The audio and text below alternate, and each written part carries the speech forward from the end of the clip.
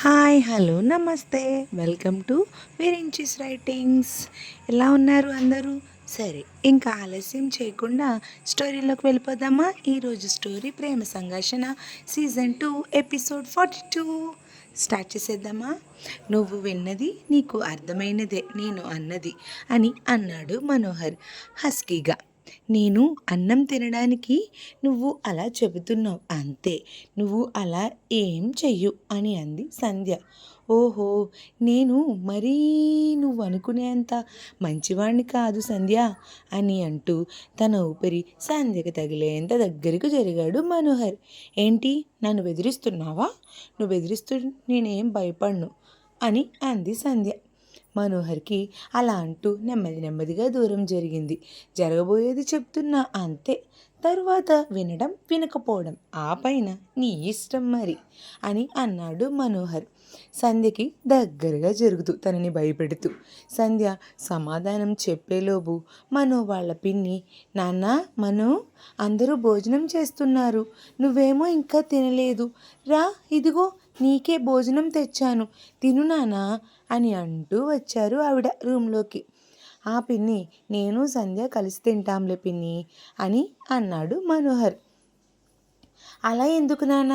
ఈ అమ్మాయికి నీ మీద కోపం ఎక్కువ, అది అంత త్వరగా పోదు, అది మనందరికీ తెలుసు కదా.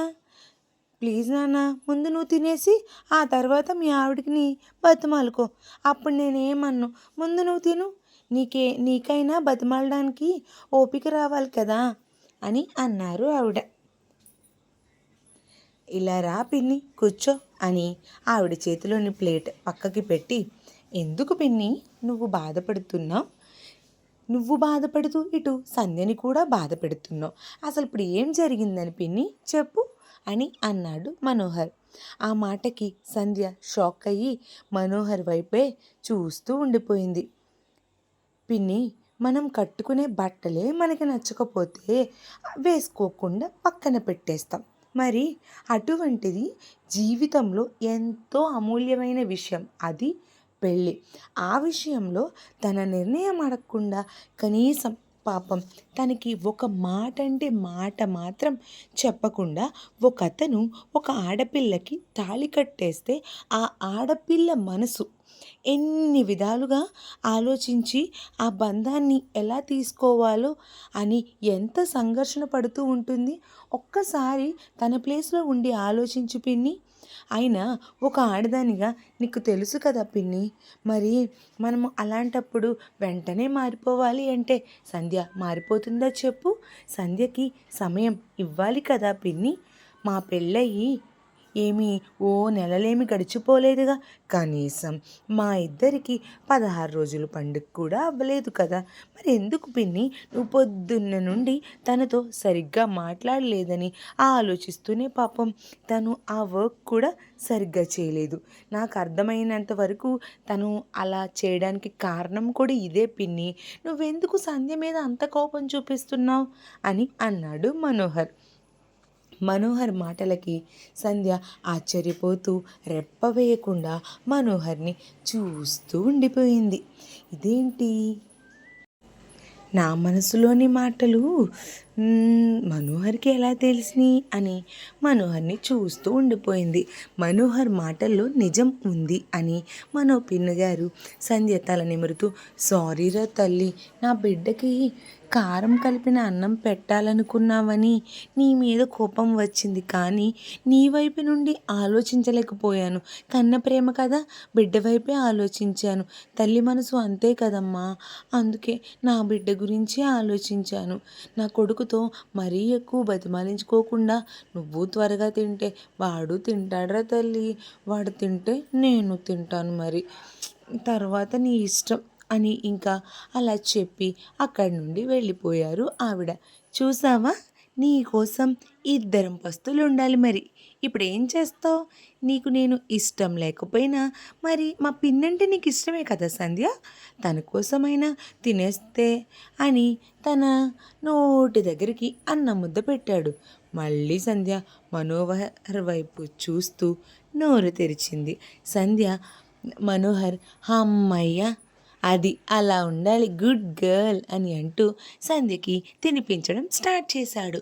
సంధ్య మనోహర్ పెట్టేది తింటూనే నేను ఆంటీ గురించే ఆలోచిస్తూ వర్క్ సరిగ్గా చేయలేదని నీకు ఎలా అర్థమైంది మనోహర్ అని అడిగింది సంధ్య. ఆ మాత్రం అర్థం చేసుకోలేనా సంధ్య? అయినా మా పిన్ని పొద్దున్న నుండి నీతో సరిగ్గా మాట్లాడలేదు మరి తనకి ఏదైనా హెల్ప్ అవసరమైతే నిన్ను లేఖని కలిపి అడిగేది. కానీ ఇవాళ లేఖని మాత్రమే పిలిచింది. ఆ తర్వాతే నువ్వు ప్రాజెక్ట్ ఫార్మేట్ చేసేబోయావు. అదంతా గమనించాను నేను అని అన్నాడు మనోహర్ నోట్లో ముద్దలు కలిపి పెడుతూ. మరి అర్థమయ్యి కూడా నా మీద ఎందుకు కోపంగా అరిచావు నువ్వు అని అడిగింది సంధ్య మనోహర్ పెట్టేది తింటూ. ఎందుకంటే నువ్వు వర్క్ చేసే ప్రతి చోట నేను ఉండను కదా సంధ్య.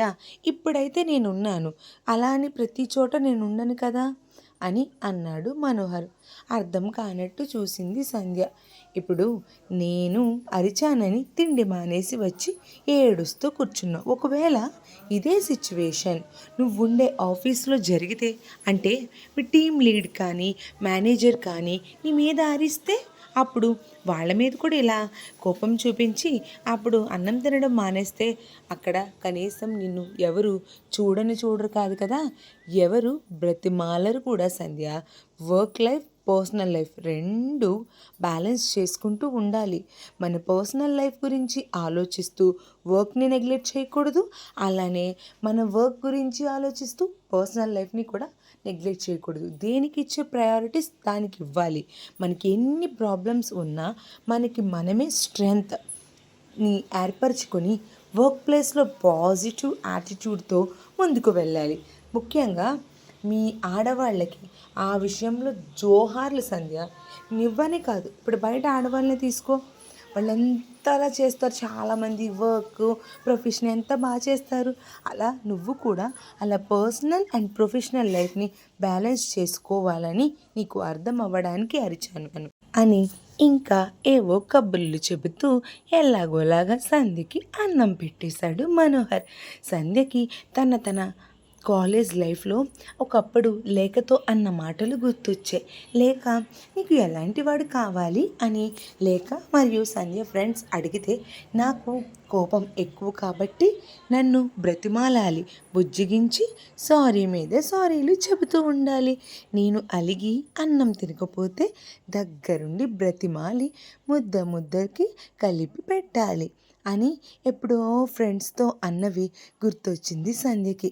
మనోహర్ సంధ్యకి అన్నం పెట్టేసి సంధ్య ప్లేట్తో పాటు తను తినాల్సింది కూడా తీసుకుని వెళ్ళిపోయాడు. సంధ్య ఆ ఆలోచనల్ని ఆలోచిస్తూ మనోహర్ వైపే తీక్షణంగా చూస్తూ ఉండిపోయింది సంధ్య. మనోహర్ వెళ్ళగానే సంధ్య దగ్గరికి వర్షిని, జిత్తు వచ్చారు. మనోహర్ లోపలికి నుంచి బయటకు వెళ్ళడం, జితేంద్ర వర్షిని లోపలికి రావడం రెండు ఒకేసారి జరిగాయి. వెళ్తున్న మనోహర్ వైపే చూస్తున్న సంధ్యతో, మనోహర్ నీకు అలా తినిపించడం చూస్తుంటే చెల్లి, నాకు నువ్వు నాతో అమ్మతో గొడవపడి అలిగినప్పుడల్లా మన నాన్న నీ దగ్గరికి వచ్చి తినిపించేవాడు కదా. నిజంగా చెల్లి నాకైతే అదే గుర్తొచ్చింది. చాలా మంచోడు సంధ్య మనోహర్. వర్షిని సంధ్యతో, నువ్వు పేరెంట్ కంట్రోల్ ప్రాజెక్ట్ కోసం ఎగ్జైట్ అవుతున్నావని 2 వీక్స్లో కంప్లీట్ అవ్వాల్సిన మా ప్రాజెక్ట్ని ఏం చేశాడో తెలుసా మనో? జస్ట్ 10 రోజుల్లో కంప్లీట్ అయ్యేలా టైం షెడ్యూల్ ప్లాన్ చేశాడు మనోహర్. అసలు నీకు అర్థం కావట్లేదు సంధ్య. నువ్వు కొండ మీద ఉన్న కోతినైనా తీసుకురమ్మను, తను నీకు అట్టే తీసుకొచ్చి ఇచ్చేస్తాడు. అంత ఇష్టం మనోహర్కి నువ్వంటే. మేమందరం మార్నింగ్ 7కి స్టార్ట్ చేసాం సంధ్య. మనోహర్ ఎన్నింటికి స్టార్ట్ చేస్తాడో తెలుసా నీకు? 6:15కి వర్క్ స్టార్ట్ చేస్తాడు. అందుకే ఆ స్ట్రెస్లో మనోహర్ నీ మీద అరిచినట్టున్నాడు తప్ప పాపం తనకి నువ్వంటే ప్రాణం సంధ్య అని అంది వర్షిని. సంధ్య వర్షినితో, ఏంటి నా కోసం ఈ ప్రాజెక్ట్ని మీరు తొందరగా కంప్లీట్ చేస్తున్నారా? నిజంగానా అని షాక్ అవుతూ అడిగింది సంధ్య. అవును సంధ్య, నేను చెప్పింది నిజమే అని అంది వర్షిణి. జితేంద్ర సంధ్యతో, నాన్న నీకు చిన్నప్పటి నుండి అన్నీ ది బెస్ట్ ఇచ్చారుగా, మనోహర్ని కూడా అలానే సెలెక్ట్ చేశారు సంధ్య అని చెప్పి జితేంద్ర వర్షిణి వర్క్ స్టార్ట్ చేయడానికి అక్కడి నుండి వెళ్ళిపోయారు. వీళ్ళు వెళ్ళిన కాసేపటికి సంధ్య నెమ్మదిగా హాల్లోకి వెళ్ళేటప్పటికి మనోహర్ వాళ్ళ పిన్ని అన్నం తినిపిస్తుంటే చిన్న పిల్లల్లాగా మనోహర్ వాళ్ళ పిన్ని చేతిలో గోరు ముద్దలు తింటూ వర్క్ చేస్తూ కనిపించాడు సంధ్యకి. సంధ్య మనోహర్ దగ్గరికి వెళ్ళి కూర్చుంది. నా కోసం ఈ ప్రాజెక్ట్ని త్వరగా కంప్లీట్ చేయడానికి అందరికీ వర్క్ స్ట్రెస్ ఇచ్చావా నువ్వు? ఎందుకు అని అడిగింది సంధ్య. అవును అన్నట్టుగా తల ఊపాడు Manohar. Thank you Manohar, thank you so much. నేను వర్క్లో జాయిన్ అవుతాను, ఈ వర్క్లో కూడా జాయిన్ అవ్వనా అని అడిగింది సంధ్య. Are you sure? మళ్ళీ ఒకవేళ నేను అరిచాను అంటే అని మనోహర్ అంటూ ఉండగా, లేదు నువ్వు అరిచినా ఏం పర్లే, నేను వర్క్ నేర్చుకుంటున్నా ఎంప్లాయీని, నువ్వు నా బాస్, ఓకేనా? అలా నాకైతే ఏ ప్రాబ్లం ఉండదు అని అంది సంధ్య. మనోహర్ చిన్నగా నవ్వి, సరేలే నీ మాటలు ఎప్పుడు ఇంతే అని మేఘన చేయాల్సిన వర్క్ సంధ్యకి ఎక్స్ప్లెయిన్ చేస్తూ సంధ్యతో చేయిస్తున్నాడు మనోహర్. అలా రోజులు గడుస్తూ ఉన్నాయి. స్పీడ్గా గడిచిపోయే రోజులు. 2 వారాల్లో అవ్వాల్సిన మనో వాళ్ళ ప్రాజెక్టు 10 అంటే 10 రోజుల్లో మనో యొక్క కష్టంతో మరియు తన ఫ్రెండ్స్ యొక్క సహకారంతో 10 రోజుల్లో పూర్తయిపోయింది. అయిపోయిన ప్రాజెక్ట్ డీటెయిల్స్ వాళ్ళ బాస్కి సబ్మిట్ చేయడానికి పృథ్వీ, ఆకాష్ ఇంకో కాసేపట్లో ఆఫీస్కి బయలుదేరుతారు. అనగా ఆకాష్ పృథ్వీతో, ఆకాష్ మనం ఇవాళ ఎవరి ఇళ్ళకి వాళ్ళు వెళ్ళిపోవచ్చు, అలాగే ఆఫీస్కి కూడా సంధ్యని మనోహర్ని పంపుదాం అని అన్నాడు ఆకాష్. వై బ్రో, అప్పుడేనా అని అడిగాడు పృథ్వీ. అవును, ఈ ప్రాజెక్ట్ వల్ల సంధ్య మనోహర్ని అర్థం చేసుకుని తనతో ఫ్రెండ్లీగా మూవ్ అవుతుంది. ఇలాంటి టైంలోనే వాళ్ళకి కొంచెం మనం కూడా ప్రైవసీ ఇస్తే బాగుంటుంది కదా. వాళ్ళిద్దరి మధ్య ఉన్న మనస్పర్ధలు తొలగిపోయి ఒకరిని ఒకరు అర్థం చేసుకుని ఇద్దరు ఒకటవుతారు. ఎలానో ఇంకో 2 రోజుల్లో మళ్ళీ వాళ్ళ 16 రోజుల పండుగకి అందరం రాజమండ్రిలో కలుస్తాం కదా కదా అని అన్నాడు ఆకాష్. ఓ నిజమే కదా, సరే అయితే మేమింకా మా ఇంటికి వెళ్ళిపోతాం అయితే అని అన్నాడు పృథ్వీ. నీ హాఫ్ బ్రెయిన్ వేసుకుని ఇప్పుడు ఇంటికి వెళ్ళిపోదామా అని అనకు పృథ్వీ. ముందు మన టార్గెట్ ఏంటి? సంధ్య మనోహర్ని కలపాలా, వాళ్ళిద్దరిని ఆఫీస్కి పంపి వాళ్ళు వచ్చాక అప్పుడు వెళ్దాం. వాళ్ళిద్దరు కలుస్తారు కదా, అసలు ఏం మాట్లాడుతున్నావు నువ్వు అని అప్పుడే వస్తున్న వర్ష అంటుంది పృథ్వీతో. ఇంకోసారి కనుక నన్ను హాఫ్ బ్రెయిన్ అన్నావంటేనే ఊరుకోనే వర్ష అని చిరుకోపంగా చెప్పాడు పృథ్వీ. అంటే బాబాయ్ నీ ఫేస్కి కోపం సెట్ అవ్వదే అయినా బుజ్జులు అని పృథ్వీ బుగ్గలు గిలుతూ కూల్ చేసేసింది వర్ష. వీళ్ళు ఇలా మాట్లాడుకుంటూ ఉండగా లేక వచ్చి, బావా నువ్వు చెప్పినట్టే సంధ్య స్కూటీ టైర్లో గాలి తీసేసాను బావా, దాంతోపాటుగా నీ కార్ టైర్లో కూడా గాలి తీసేసాను బావా, ఏమనుకోకు ప్లీజ్ అని కీస్ ఆకాష్ చేతిలో పెట్టింది. లేక ఇచ్చిన కీస్ చూడగానే ఆకాష్ మేఘన నవ్వుకున్నారు. వాళ్ళిద్దరూ ఇలా నవ్వుకోగా వర్ష లేఖతో, నీకేమైంది లేక, పృథ్వీ ఏమైనా కరిచాడా ఏంటి, నువ్వు పృథ్వీలా బిహేవ్ చేస్తున్నావు అని అంది. ఒసేయ్ మెంటల్ దానా, నేను కరవడం ఏమిటే, నేనేమైనా కుక్కనా? ఆయన రోజు రోజుకి నువ్వు నన్ను ఎలా చూస్తున్నావో తెలుసా, నేనేమైనా కుక్కనా ఏంటి అని అన్నాడు కోపంగా పృథ్వీ మొహం మార్చుకుని. ఏమైంది వర్ష అక్క అని అడిగింది లేక. అవి మా కార్ కీస్ లేక అని అంది వర్ష. అయ్యయ్యో సారీ సారీ, నేను బావ కార్ అనుకున్నా, కంగారులో చూసుకోలేదు అని అంది లేక. అసలు గాలి తీసేలాంటి ఈ టెక్నిక్లు ఏంటి, ఆయన స్కూటీతో పాటుగా కార్ టైర్లో కూడా ఎందుకు తీసేసావు లేక అని అడిగాడు పృథ్వీ. తీయడానికి ఒక కారణం ఉందిలే, మరి లేక కార్ టైర్లో గాలి తీసేయడానికి గల కారణం ఏంటి? ఆకాష్ మ్యాగీ కలిసి వేస్తున్న ప్లాన్ ఏంటి? ఈ ప్లాన్ వలనైనా సంధ్యా మనోలు ఒకటవుతారంటారా? తెలియాలి అంటే నెక్స్ట్ ఎపిసోడ్ కోసం వెయిట్ చేయాల్సిందే.